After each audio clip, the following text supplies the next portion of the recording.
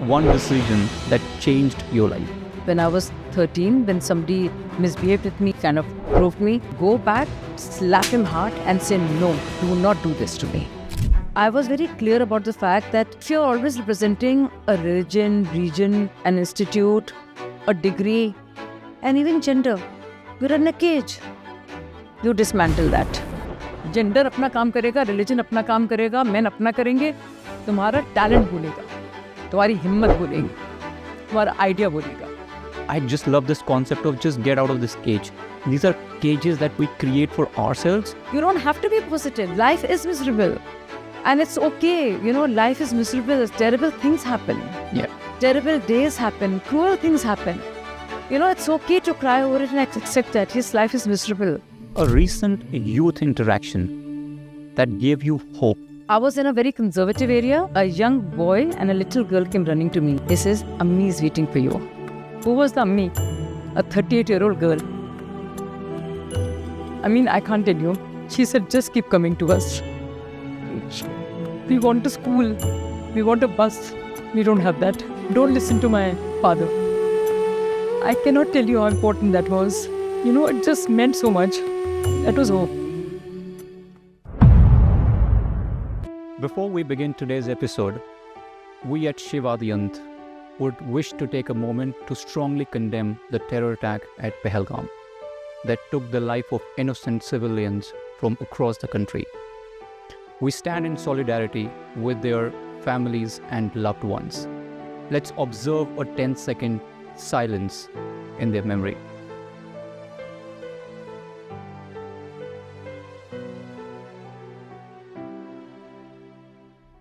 Welcome back to Shivadiyant, a place where campus confusion, corporate chaos, and the unspoken truth finally meet the mic. And today we are joined by someone truly special. She's been a firebrand voice in Indian politics, a fearless journalist and a change maker that has walked both the street of activism and the corridors of power. Today on Shivadiyant, it's an absolute honor to welcome Shrimati Shazia Ilmiji. Welcome, Shazia ji. Thank you so much, Kunal, for having me over.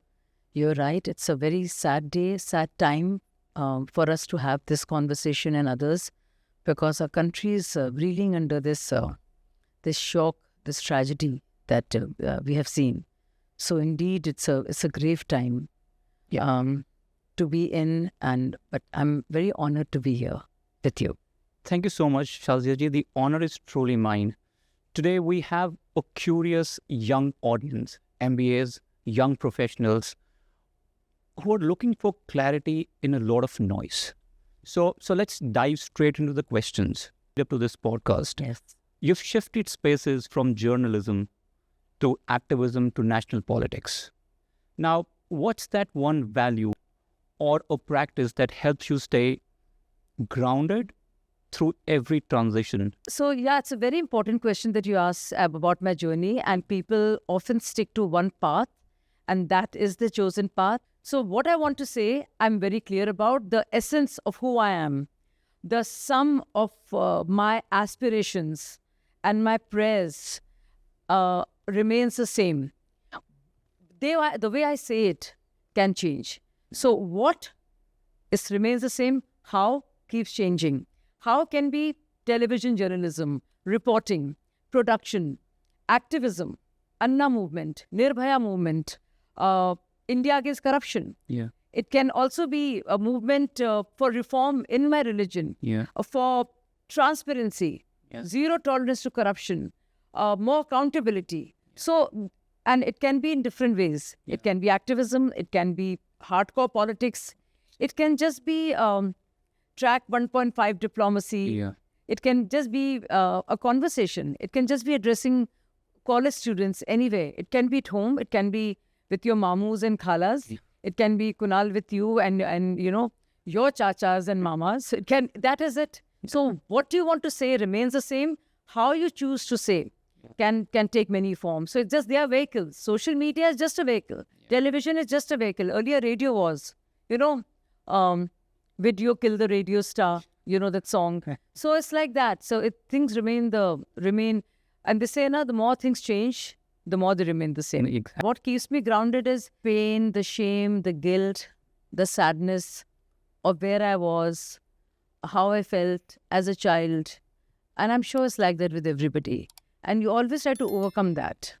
So it's always trying to heal yourself and heal others. So it's something as simple as that, but it takes on different forms. And there are people who just bury that and they choose different things. That is also a perfect way to live your life. But in true authenticity, I think, in an act of liberation almost, you accept and own all that you've been through, the good, the bad, the ugly. And that makes you you. So I'm very committed to that. And I wear my pain on my sleeve. I'm not shy and scared to show my wounds. We have so many emotional wounds, all kinds of wounds, civilizational wounds, individual wounds, real serious, grievous hurts and scars that you want to keep covering up. No covering up. There. So I think that is just so liberating and important. Wow. It's a moment of reckoning every time Wow. you face your fears.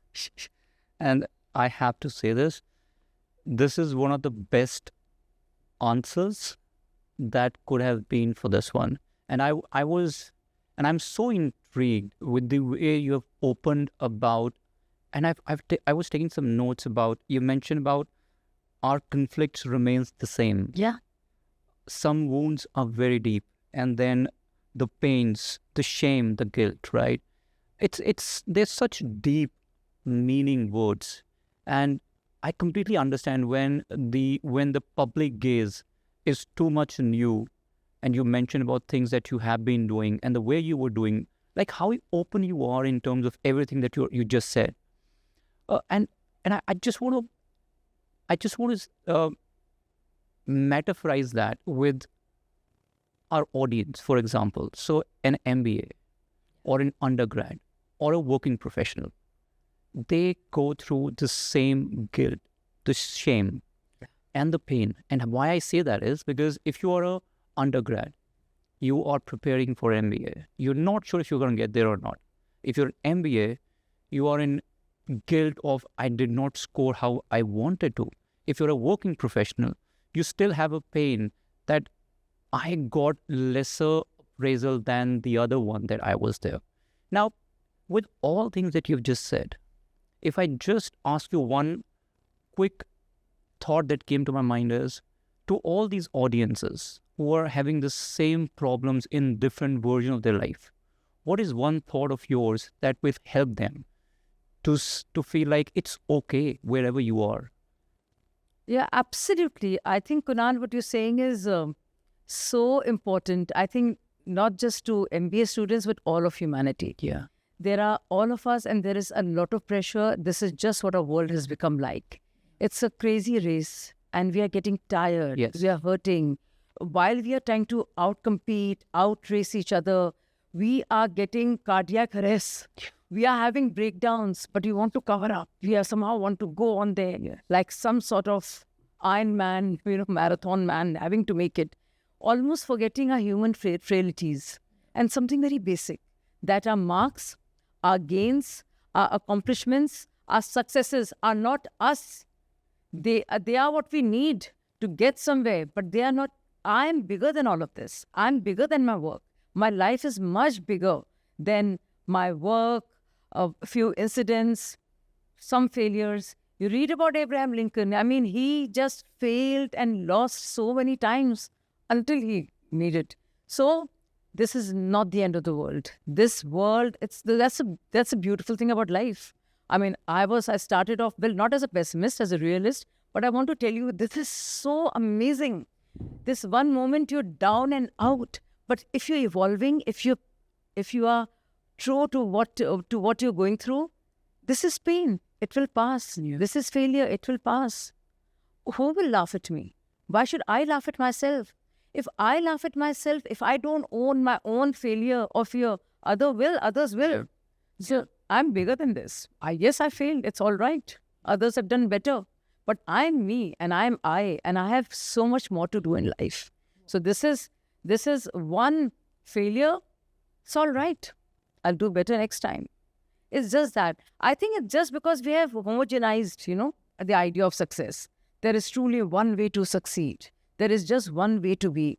Now, you please see, there's so many stories. Read about Steve Jobs. Read about what he did. What helped him? He just took these totally, of course, he dropped out and he found club. Even his curriculum, a huge waste, at the university level. He took calligraphy classes because he just liked them. Extra classes, and that really helped him and helped the whole world. And, where Apple is, Steve Jobs is not there, but Apple remains. And because of that spurt, spontaneity, individuality, that freedom to decide, yes, this is not part of what everybody is doing, but this interests me. And just see that little interest in the calligraphy classes took him there, and the font and the choices all of humanity has. So if you have to start being yourself. If you want to be a clone, it's all right. You can, they can harvest humans, they can clone you, and that's all right. There's some things intrinsic to who you are, which is why. So two identical individuals, one person is clearly not needed. It's redundancy. Yes. So you do justice by being yourself. And it's just not even identical twins. Yeah. Would be the same in terms of their emotional makeup, desires, fears, aspirations, inspiration, everything. So this realization that, yes, this is an exam. This is the model of success. But the more individual I am, the more I carry of my past, my inspiration, my today. And the more I bring it, the more relatable I will be to the society, to my company. Wow. But if I'm just winging it all the time, because they're like that, these are the ways they do it, okay, I'll also do that. You are bringing something new. Your bosses and your peers will learn much more from you because you're bringing something truly individual, honest. And many more people will say, oh, thank God you said it. Yes. That is leadership. Yes. Leadership should liberate others. Yes. Wow. Leadership should not be oppressive. If as your boss is covering up for all the things he's not been, for all, and he's compensating for all the times he as a kid was bullied, and he's taking it out on you, feel sorry for him. Yeah. Yeah. Don't blame yourself. You see him with empathy. Yeah. This was a person who's treating people badly, and he's all of that. Poor thing. He must have had such a sad childhood. Yeah. Obviously, there were some people who were not nice to him. Be forgiving. Don't be taken. Don't hurt yourself. Do not be a victim of another victim. Wow. We all are. Because people are terrible. Let me say that. Anne Frank said it in her diary, and she said something to the effect that despite all that I've been through, I think people are truly nice. I'm not beginning to, I don't feel that way. I felt this way some time back, but I don't think people are truly nice. I think people are so overcome by their own pain and their own wounds. And because they've been victimized by other victims and they've let that happen to them, that they become mean and small and horrible. Yes. So when you see others doing that to you, forgive them. I say it because I feel very emotional about it. Because all of us have been through very tough times in our work, because it's important to work, to prove a mark. Men, women today also. Earlier I was not expected to work, but when I went out there, it was tough. But you're always negotiating in life. Yes. In your office, at home, on the streets, while driving, while ordering. It's a permanent art of negotiation. Correct. Absolutely. You are living that every day, every minute of your life. You're negotiating with yourself. Yeah. You are negotiating with your body for extra sleep, less sleep, to eat less, eat more, willpower, exercise. It's an endless negotiation that you're going through in your life, moment after moment after moment. Yes. So obviously in the corporate world, in the political world, in the competitive world, it is that. Yeah. At home, siblings are doing that. Yes. For their parents' attention. In schools, as kids, we're doing that. For either teachers' attention or to be this leader in the group or just to get that ice cream. Yes. It's constant. That is human.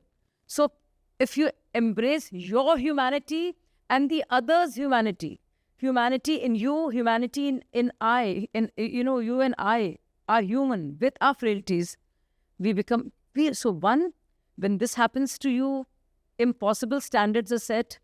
So instead of anger, being hassled and saying, oh, I couldn't make it, I didn't make it. Oh, finally I've made it with such difficulty. How will I keep up?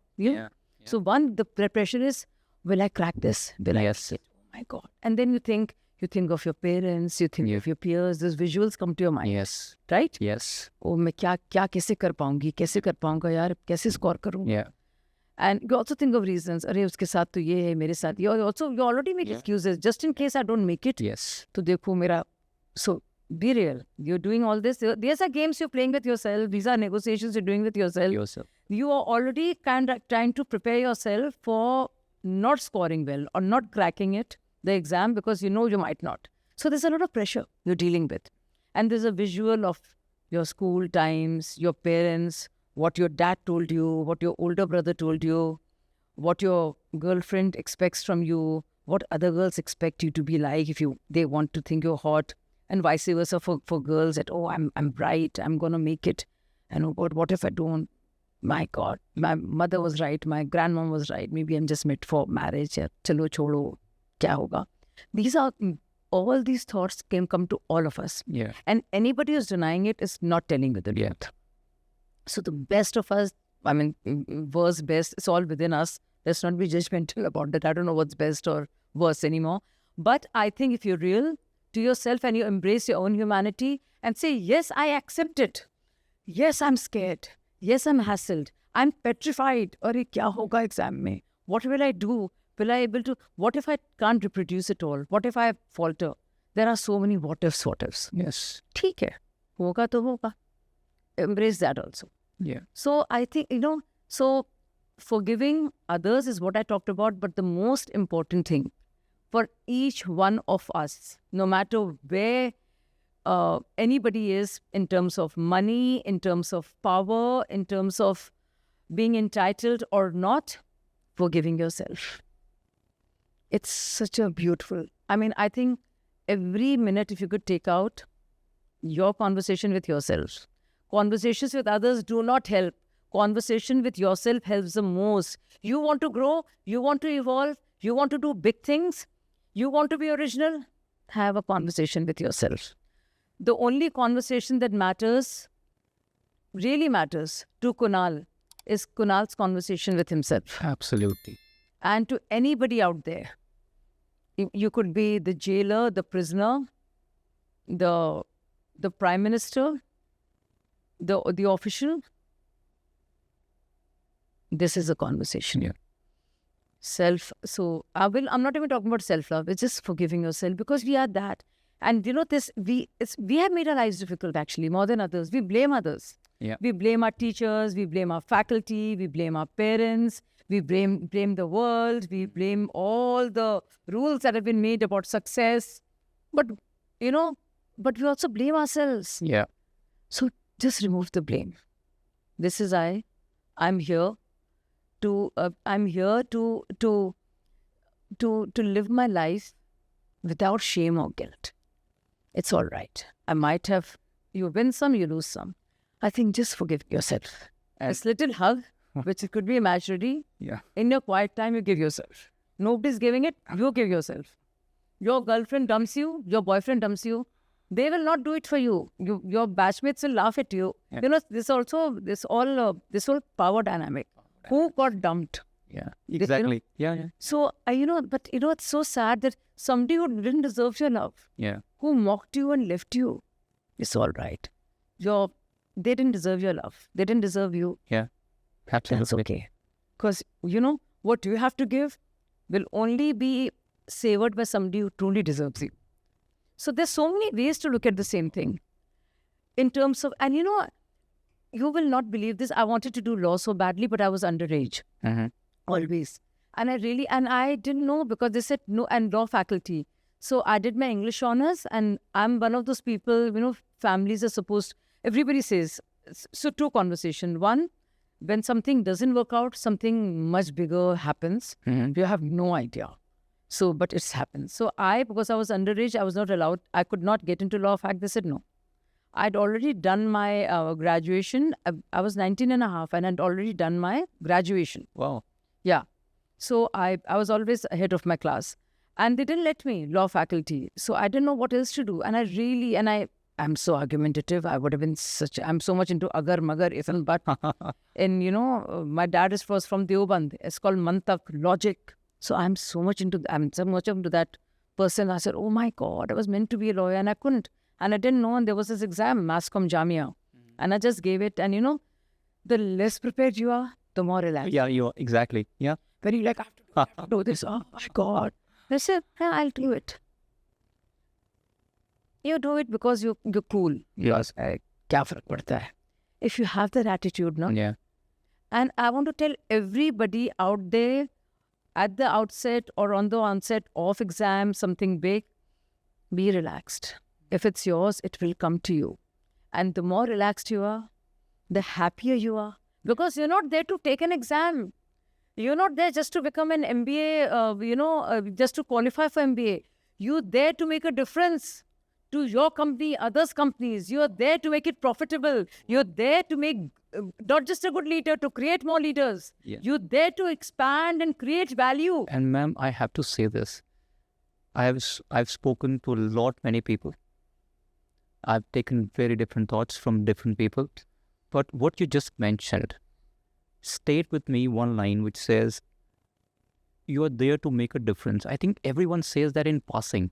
Yeah. But the way you said it to an MBA or a working professional, when you're getting into a company or in a college, just don't go there just to be a normal student. If you're there to make a difference, that really helps.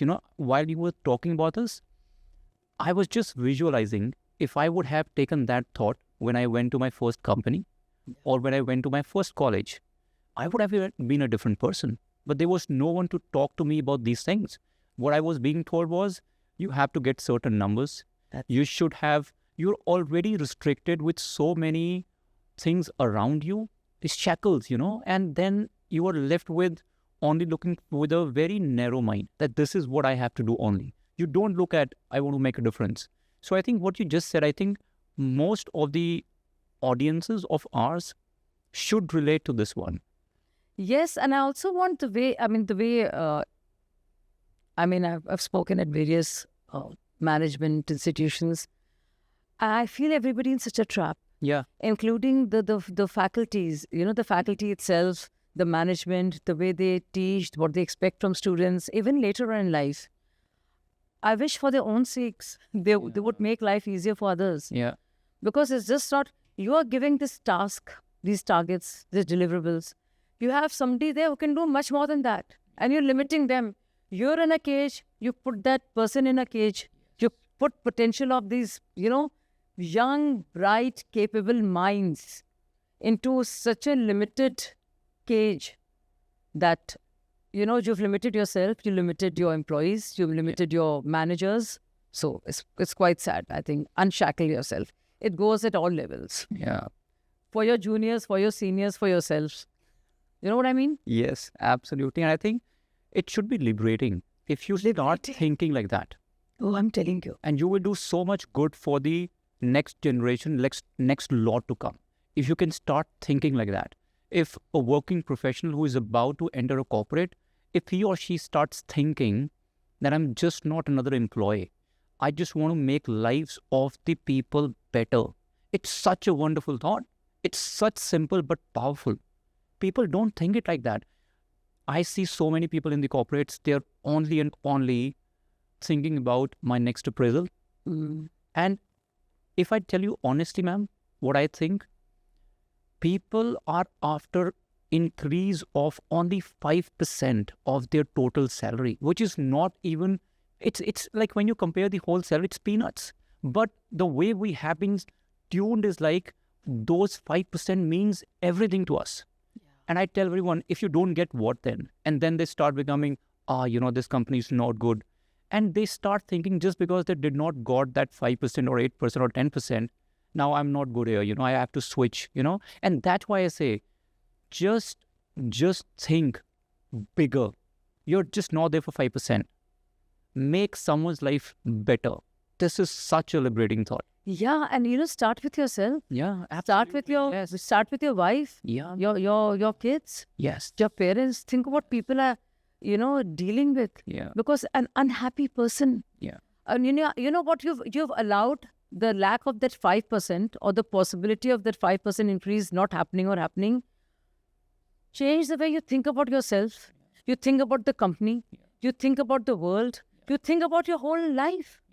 I mean, it's very sad. I'm sorry, but you have to be more ambitious. Yes. Yes. Absolutely. I mean, this is let's not make ourselves sillier. Humans are silly, but this is, and I have this.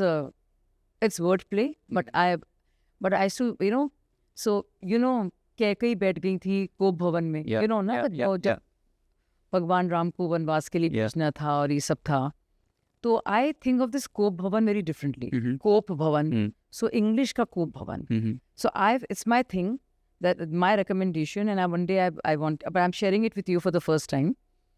Cope Bhavan. So I think every office, every school, every institution should have a Cope Bhavan. That is a safe space. What is a safe space? What do we think for women is a safe space? Yeah. No, wherever you are, that's लोगों के घरों में एक वो होती है, एक पूजा का जगह होती है, एक प्रेयर रूम होता है. Yeah. वैसे ही कई meditation rooms होते हैं, so the meditation retreats. Yeah. So to run away from this, you go for meditate. But have a little cope bhavan. Yeah. It could be inside you, it could be outside, where you cope. You cope in Hindi also, like cope bhavan, gussa bhi hai, and you cope, which is your safe space. I wish there could be just somebody who's like your friend, your guru. You could be your own guru and say, it's all right. It's not happening today. It's tough. Got such a jar, man. Almost in the line of firing. I haven't cracked it, but it's all right. Yeah. It's It's so easy to say, but it's so difficult to implement what you're just saying. And I'm just going to take a segue to my next question, which I have, which is many in our audience, they fear judgment when they are changing careers, which are not conventional. Now, I have to ask you this, when you moved from media to activism to politics, what gave you the courage to make that move? And second, what would you say to a young professional who is stuck in a box that others created for them? What is judgment? We talk about the day of judgment. क़यामत का दिन होता है कुछ religions में. आखिरत कहा जाता है. Doomsday. And who judges? And who is judged? So criminals are judged. Wow. You've changed the whole perspective. Why should we be judgmenting towards ourselves? Are we criminals? Yes. Why should anybody judge us? Yeah. I might stammer. I might be nervous.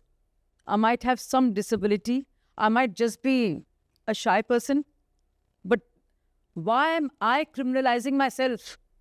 Why am I sitting in judgment over myself? It's all right. So it's we must learn to say it. And little children, girls, boys should be taught to articulate, I'm nervous. I'm Yeah. scared. Yes. I'm hurt. Yeah. I feel like crying. It's important. No, we must be brave and, we have to be this join of all virtues, all confidence. No. Do you know what all people do to appear confident and that takes such a beating out of them? Yeah. Because you have to appear like a leader. We see these movies, we see everything on, we see all the stuff, Wall Street and, this, that and the other, and we want to be a certain way. That is the idea of success. Just how miserable are those lives? And we don't have to feel bad for them, but we can empathize. And when we want to start empathizing with others, let's start with ourselves. Why am I judging myself? Why am I allowing this person to judge me? My older brother, some senior, even our parents. Parents can be very oppressive. Parents have also, family can be a very empowering unit to nourish and nurture you, but family can also be very oppressive. Yes. So it is not gospel truth. This is conditioning. And conditioning is just another way to put yourself in a jail. Yeah. I'm a seeker. I'm a creator. I'm a liberator. I liberate others of the cages. I liberate myself also. I keep getting stuck in a cage. My behavior, my marks, my personality, my speaking ability, my leadership abilities. It is a cage. Liberate yourself. Because you'll be so peaceful, you'll be able to do it. But we are stuck there, you see. So it's just such a tough, constricted way to live. Imagine a company where everybody is stressed. Where the top guy is breathing down your neck, he is, fighting a imminent cardiac arrest all the time. He's passing it on to others. Others are taking it. They're living that life, totally constricted, appearing to be confident, petrified within. What will happen? Looking around for other jobs, other options. Going back homes to their little kids, older kids, younger kids, wives, parents, whoever they live with, partners. Can you imagine what a stressful world it is? Yeah. Because we've just chosen to live in cages. So because I could not do my law because of whatever, I went to Mascom Jamia. Everybody was taking the exam. I was so sure. I was so cool. So I was just having fun. The minute you have fun, Yeah. it's easy. Do the same thing. And it's my challenge. Do this. Let's say you have to write a sentence, It can be anything. Write a para on whatever. What you want to do, your key deliverables, or how to meet your target, something, instruction, a note of instruction. Do this. Make a silly face and then write it. Or do, this. See the difference? Yes. A deep breath. Yeah. I say, life is fun. Yeah. Hey, whatever will go wrong, will go wrong. And then do it. Or say, I must do this. I must crack. Yes.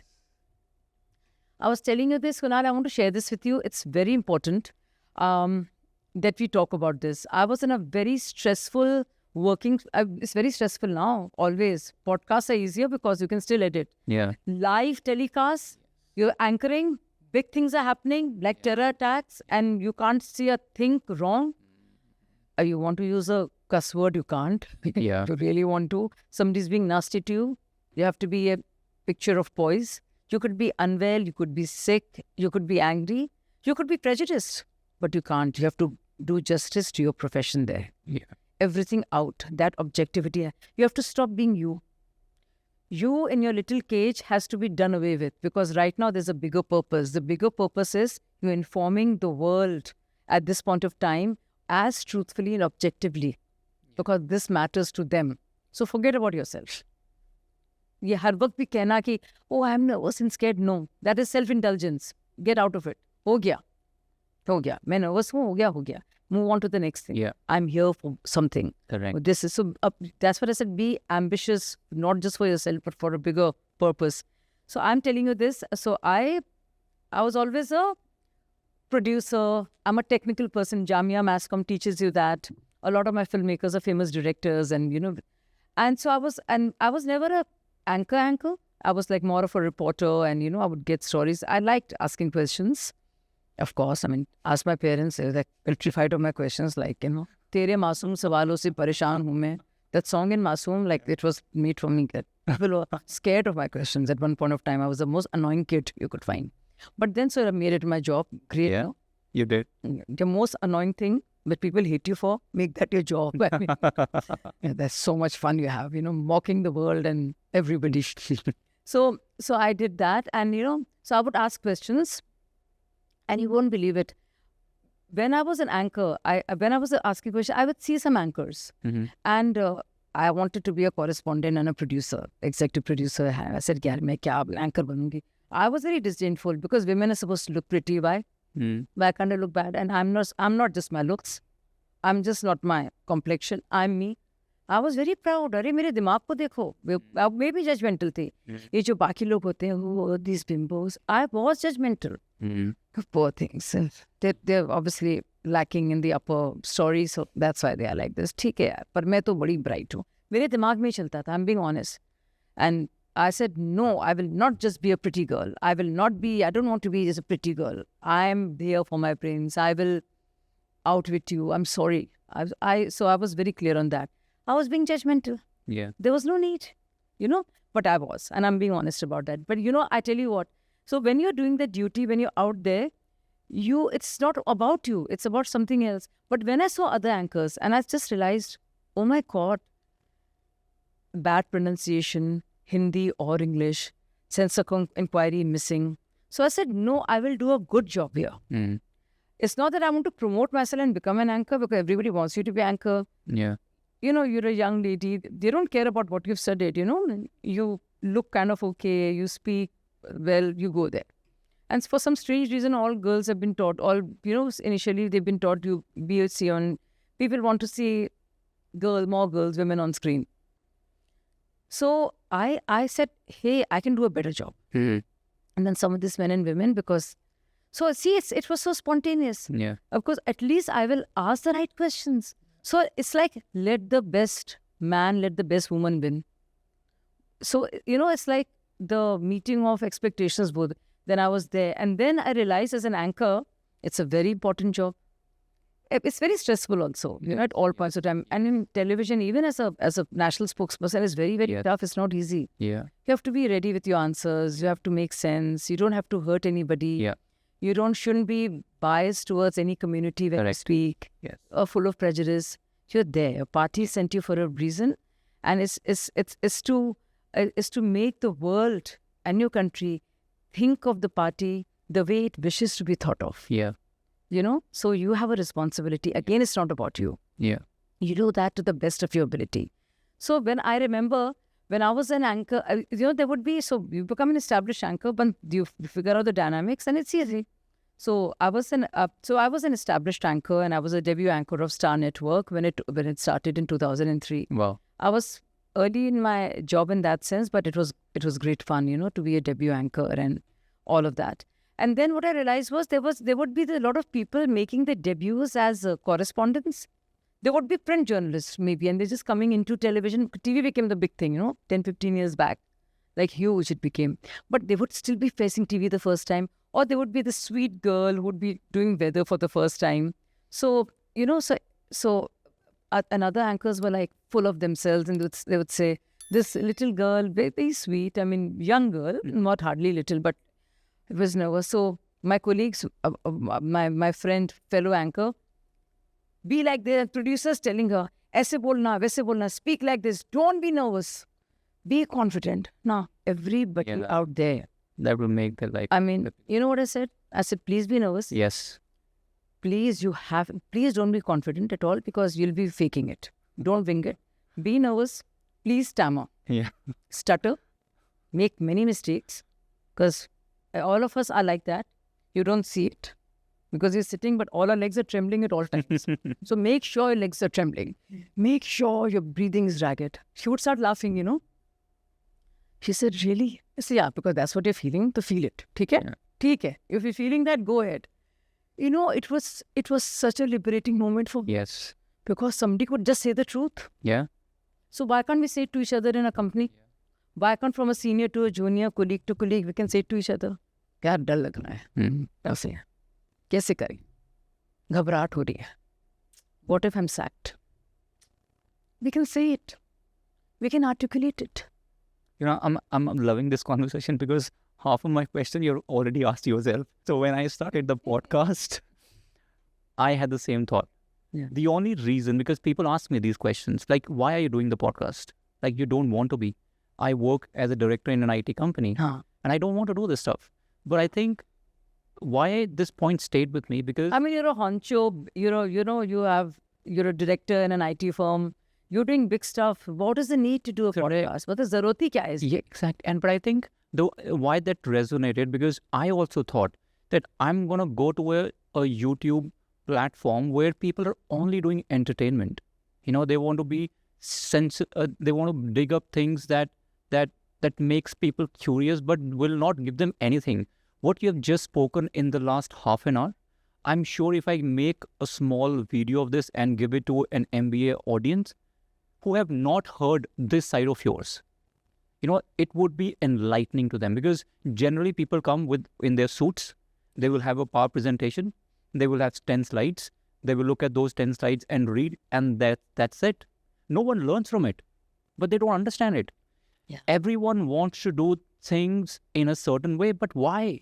why can't the young professionals, the MBAs, should be taught of meeting you? Why shouldn't you be there to talk to them? Yeah, because that's why I wanted you on this podcast, because my thought was I just don't want people to look at the leaders only with the perspective that they are here for politics. No, you have seen your ups, you have seen your downs. What can these guys learn from you? And that's what I'm so glad that what you're saying should make 100% sense with all these guys. Yeah, and one more thing I would like to say, Kunal, to your audience, that, at every point of time, since we are little to the time we grow up, we are all politicians in our own ways. There's politics going on Yeah. in families, Yes. between brothers, Yes. between sisters, sisters-in-law, between, a husband and wife, partners, heterosexual, homosexual, there's politics everywhere. It's all about politics. It's the power dynamic. The corporate world is just that. Political world is just that. Activism. So somebody asked me this question. A very famous anchor asked me this question on TV. It was there. Is there. Also Shazia. And we were all contemporaries in our worlds and hardcore corporate jobs. I've always been in that world. Like big companies, all of that. So I asked me, how do you find, Shazia, how do you find politics after media?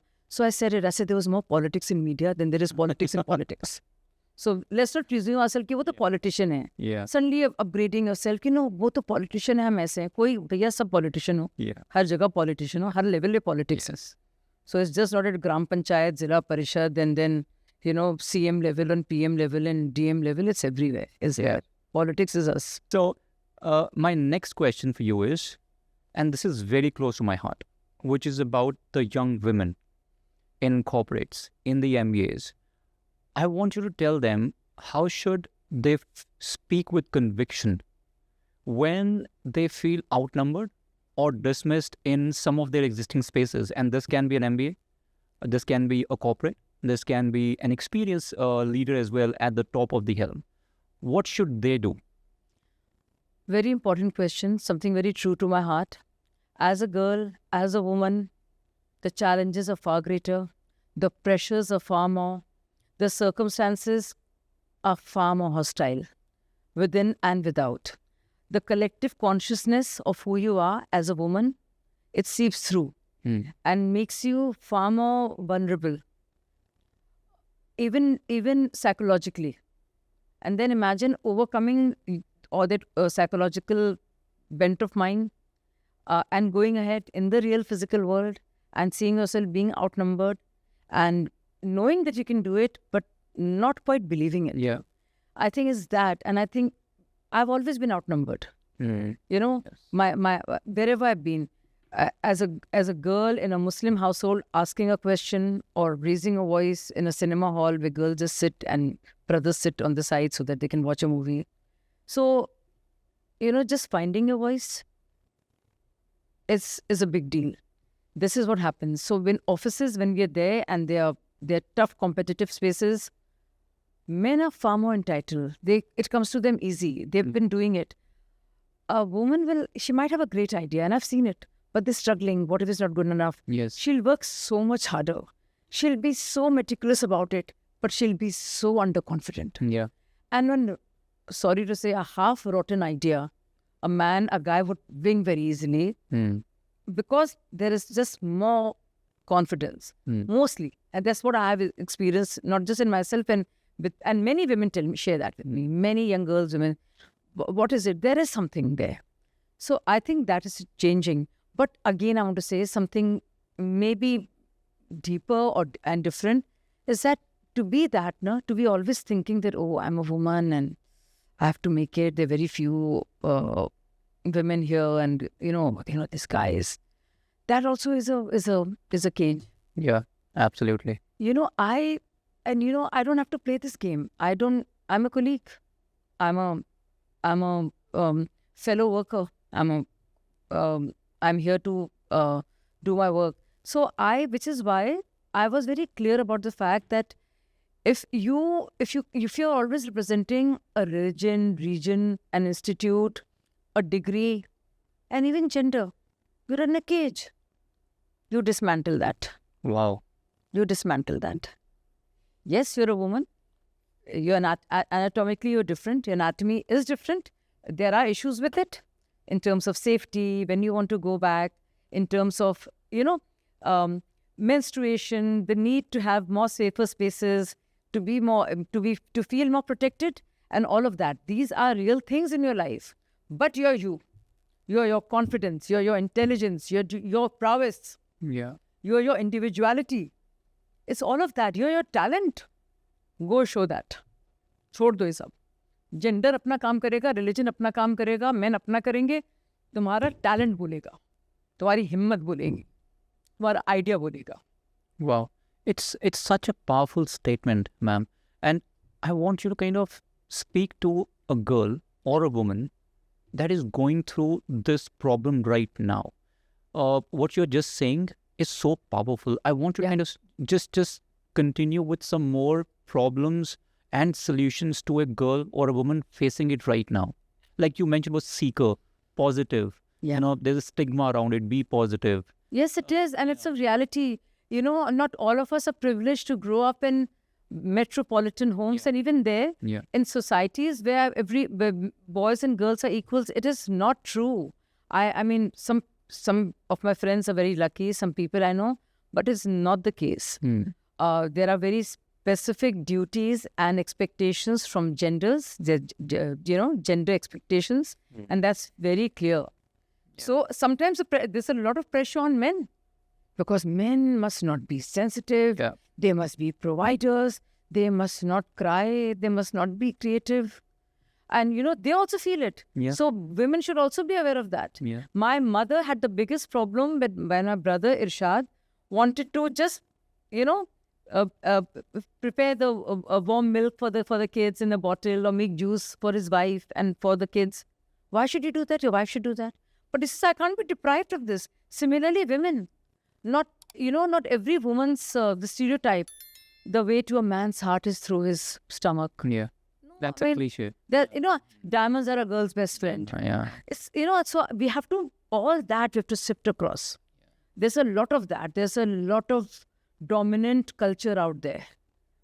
Movies, social conditioning, our homes, our neighborhoods, people we know, people we learn from, people who teach us, everywhere. So it's a lot of work for a young girl to break through all of that. Her own vulnerabilities are there. Her challenges are there. And the might of this dominant culture works against her. Yeah. You read a matrimonial column and you see how it is. What is the expectation from a girl or a daughter or a sister or a wife? Or a mother. Yeah.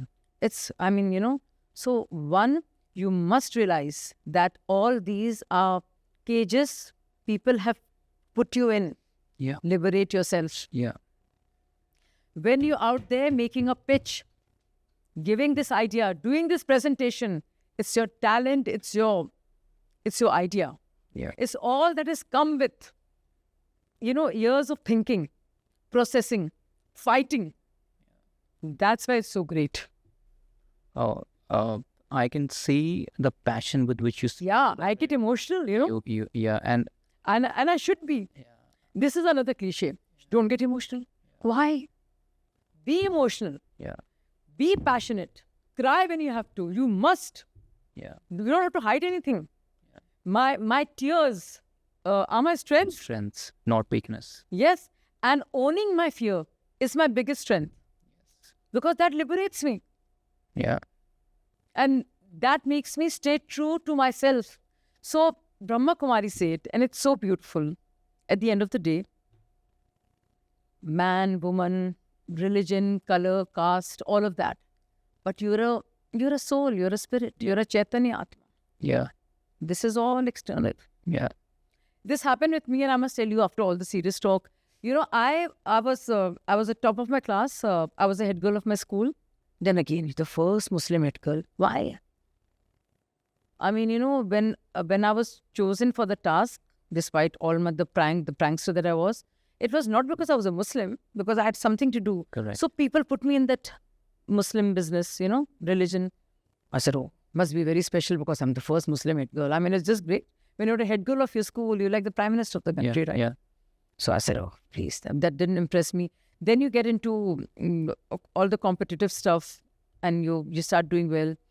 Again, you're put into this thing. You look a certain way, you come Yeah. from somewhere. Yeah. Arey, how will you cover BJP? You're a Muslim. A certain boss told me that. Wow. And I said, why not? Because I will not be a Muslim here. And I, you know something, I was a young correspondent with Z, and I had a very senior RSS ideologue who was a writer.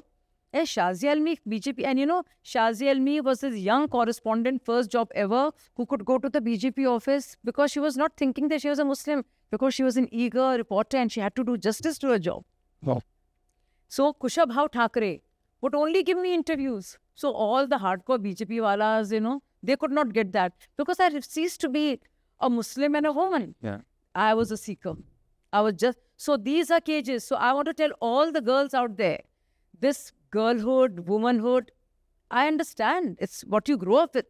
Nobody ever lets you forget that you're a girl, you're a woman. Nobody ever will. But you know something? There were times that you will have to forget because you are your idea, you are your pain, you are your talent, you are your grit. Take it there and own it. Well, and thank you so much for this conversation. I'm just loving this. I want to say something funny because I got so emotional. You know, I was top of my class, top of everything. I joined Star Network, a fantastic first, Yeah. you know, NDTV went off and Star TV has now become ABP News. So I was a debut anchor. So the elections happened. And during elections, I had experts. So I was a good anchor. So they made sure there were experts from outside who would come in and talk about elections and all that. And I was very keen on elections for my, you know, my dad we have the oldest Urdu newspaper. So as a kid, I've been bringing news to my dad and sitting in all the political meetings as a little kid, learning, you know, what life. And girls are not supposed to do that. You know, they expect you to reach Femina and Star and Style and Gariya Shubha and whatever. But I'm like in hardcore, what's happening? Who's going to be the minister? What is Operation Blue Star? You know, as a kid, you want to know all that. But I wanted to know that. So I was very upset because they said, oh, so all the senior male experts will be there. And because anyway, I'm a good anchor, there was recognition. Shazia will come and she will toss. So tossing is like, Namaskar, मैं हूँ Shazia और आप देख रहे हैं इस वक्त की ताज़ा खबरें. And you read out the headline. इस वक्त की ताज़ा खबरें हैं, मुख्य खबरें हैं. You read out the headlines. And then it's called a toss by the product PCR. Toss to the experts. And so I just do this headline. And I said, this tossing business is too much. I want to be there. Like they say, no, you want a seat at the table. I wanted not just a seat. I wanted to be the table and the chair and the sofa if there could be. I said, why are they on discussing? I want to say something. So they said, let it be Shazid. And they were very senior guys. I don't want to take their names because That's the biggest names there could be. No disrespect to them. And you know what I did? So sometimes humor works. All this seriousness, yeah, I mean, there's a lot of pain that comes with all the challenges. You know, we've been through that. And when it makes us emotional, you know, seeing what we, you know, some of the challenges that we've been through. But use humor.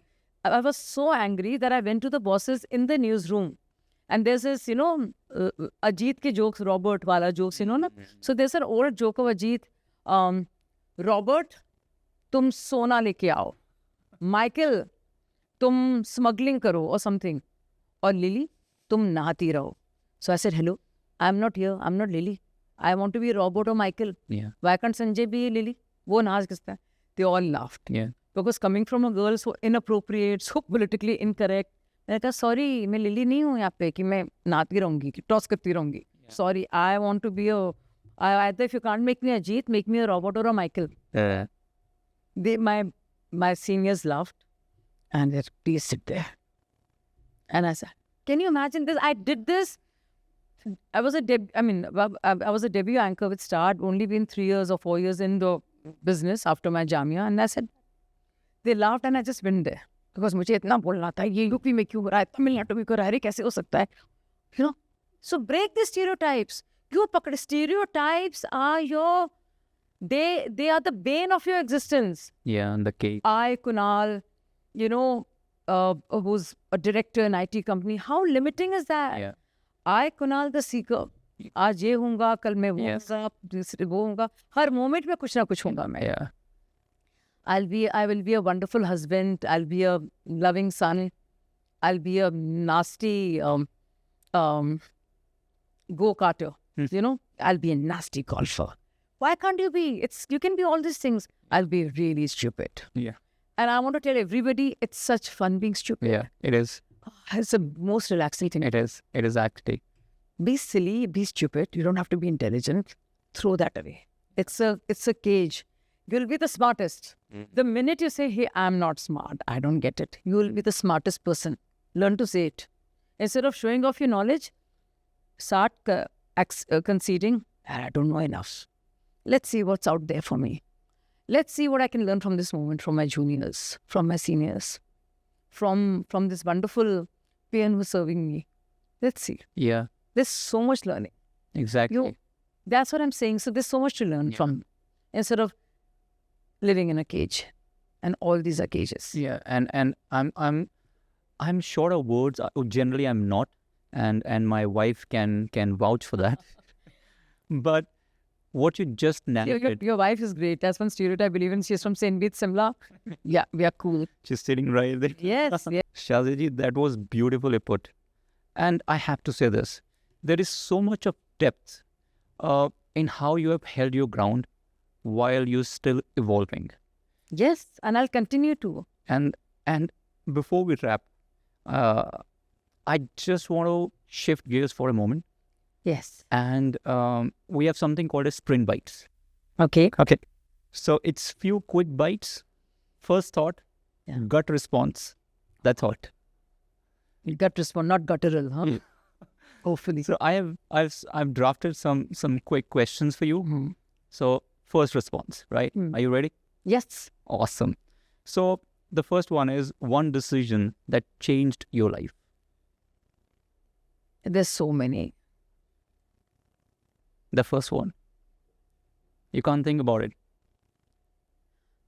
One decision that truly changed my life was going back in the railway carriage when I was 13, when somebody misbehaved with me, kind of drove me. Go back, slap him hard and say, no, do not do this to me. I was young, I was scared, I was taught not to speak out, but somebody misbehaved with me. I was traveling from Delhi to Kanpur. It was a railway carriage. It was second class types. And somebody touched me weirdly and I was barely 12 or 13. And the bravest act and that act that changed my life was to say, slap him hard, hit him and says, himmat nahi karna. Do not do this to me. Samajh mein aaya? That changed my life because I realized I could do it. And he was a scared man. Yeah. So I realized I'm not the only one here to be scared. I can scare others. I found my voice. Yeah. That changed my life. Really, I look back and I said, that was a day when I said, I'm not taking this. Wow. Yeah. That's great. No big moments there, but something. No, I think that's very important. Yeah. Yes, that's very important. A woman leader who inspired you early on. I was very fascinated by Hazrat Khadija. Now look at this. People talk about other wives and, you know, some incidents have happened in our country which should not have happened and all of that. But do you know that Prophet's wife, Khadija, who was actually Prophet's boss. So Hazrat Khadija was the first Muslim because when Quran was revealed upon the Prophet, she was by his side. She was his first wife. Prophet was Hazrat Khadija's third husband. She was married twice before. Prophet was a third husband. Prophet was 12 years to 15 years younger than her. She was the boss. She was a merchant. She had many caravans. And Prophet, may peace be upon him, sallallahu alaihi wasallam, Rasulullah, worked under her. This is the first woman. So this is the first woman, this great woman who inspires me. So I like to see where I can derive maximum power from. If I were to just seek faults with everything and be this feminist in today's world, I don't know where I will seek inspiration from. And I have always asked this question, that girls are not allowed to work, girls are not allowed to study. What about Hazrat Khadija? The first person who became a Muslim, Mu'min, Musalman, believer, was Hazrat Khadija. And let me tell you, she was married twice before. She had children before. She was 12 to 15 years older than the Prophet. And in her lifetime, Prophet never remarried. So I just want people to know, particularly my Muslim brothers and sisters to know, that every time you use Islam in a certain way to put down girls and to discriminate and disallow them the equity, what they deserve, go back to the books, go to the Prophet Sallallahu Alaihi Wasallam and learn from him that how his first wife was married twice and had children and was years older. This is a real sunnat. Everybody wants young wives, learn something from the Prophet. Yeah. I doubt that anyone actually speaks about it. Yeah, well, it doesn't suit them. Yeah. You know, it doesn't suit them because it doesn't suit. So, ma'am, the next question I have is one lesson that you learned after failing. One lesson that I learned after failing is analyzing where it went wrong and again taking away the humiliation of it away and assessing as to what I could have done better so that it doesn't repeat itself. I have failed many times miserably. It has never stuck with me. I have always moved on. Moving on. This moment, next moment, next moment. Every moment creates you. Every moment creates a new you. Every failure leads to something else. And every failure leads to success. Period. So, it's reassessment, recalibration, and moving on. Because crying and feeling bad is very boring. The next one I have, and this is the last one, a recent youth interaction that gave you hope. What gave me hope, but along with hope, a lot of anguish and responsibility, was a very distinctive interaction. I went to this typically Muslim-dominated area. I'm used to that. I grew up in Chamanganj, Kanpur, so I'm used to those, and I was very important work. I do a lot of work in the community. There's so much that needs to be done. Yeah. Education and this, that, and the other. So many government schemes. Also consultations. Now we do triple talaq and literacy and all those issues. So I had gone there and I went to this family. Everybody was nice and many of them recognized you. But I went to this family, they were very tough with me. And though I had a little team of people with me, including my relatives, there were others. So I went and there was this typical patriarch, flowing beard and, sherwani types, even in that garmi. And sab log aas-paas se, and I just said, ye zaruri hai. He looked at me. First, they won't let me in. Maine kaha, 1 minute se baat karni thi. So when I went in, he screamed at me. Sharam nahi aati hai, TV mein ho, behuda. And he knew my father. Behuda, Ishaq Ilmi saab ki beti ho, itne saalon se TV mein aa rahi ho, kya huliya. But he was very nasty. बच्चों को खिलाना चाहिए, औरतों का काम नहीं है, ये जो आप कह रही हैं, बहुत से लोग हम जानते हैं हम कर लेंगे. I felt very embarrassed, I was like red with anger, angry, and I was like, I felt insulted. मैं आ गई बाहर. I think others, the younger men around him, maybe his relatives, sons, might have felt bad. I left, I came out, so it was like a broader street, but like a big gully. So I came back and everybody, the youngsters who were with me and my bhabhi, they said, don't feel bad. I said, oh. And I was very angry. I said, how are they so crazy? They can't even talk to me because I'm a woman. Why should I wear a burqa? I don't want to wear a burqa. Just typical conversation, you can imagine. I went out and, as I went further, maybe further down 300-400 meters, two little children, 4 and 6, boy and girl, boy in the little topi of his and the girl, with a small little scarf, choti se, they came running to me and said, "Ek minute rukiye, wahan pe chaliye." They directed me to another alley. And so I said, okay, I went there. So the person who had screamed at me, this was his daughter-in-law. She was barely 30 or 31. She was such a young girl. She said, these are my children. Her, she was covered. She says, "Shazia Baji, aap aaya kijiye. हमारे घर के पास वो नहीं है, bus station नहीं है, तो बहुत दिक्कत होती है. आप नहीं आएंगे तो कौन मदद करेगा? I mean, you have to do it, Yeah. That was insightful. Yeah, but it's the reality. Yeah. Kunal, you are so lucky. Your wife is so lucky. I am so lucky There's so many, must be so many houses like that. So many Muslims, Hindus in every community. Children wanting an opportunity. Mothers wanting to do more for their daughters and sons, not having a voice. Husbands will not help them. Father-in-law won't help them. Their own parents might not help them. Society won't help them. So this is hope, that when a young girl says, I want a bus station close to my house so my little children can go and study because I could not.